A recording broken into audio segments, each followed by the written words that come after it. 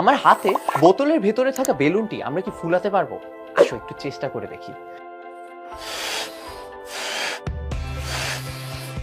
দেখেছো, পারছি না। কিন্তু আমার হাতে আরেকটি বোতল আছে, আসো এই বেলুনটি ফুলানোর চেষ্টা করে দেখি।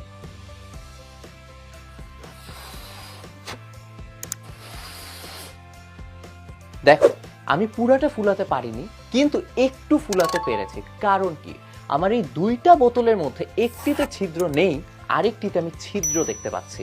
আর এই ছিদ্র থাকার কারণে আমি যখন বাইরে থেকে এক্সট্রা বাতাস ভিতরে প্রবেশ করাই, বোতলের ভিতরে বাতাসগুলো বের হয়ে যায় এবং এক্সট্রা বাতাস আমি যেটা প্রবেশ করাচ্ছি সেটাকে জায়গা করে দেয়। কিন্তু যেহেতু এখানে কোনো ছিদ্র নেই, সেই কারণে বোতলের ভিতরের বাতাস বের হতে পারছে না। তাহলে আমি যে বাতাস এক্সট্রা প্রবেশ করাচ্ছি সেটা ঢুকবে কোথা দিয়ে? আর সে কারণে এই বেলুনটি ফুলছে না।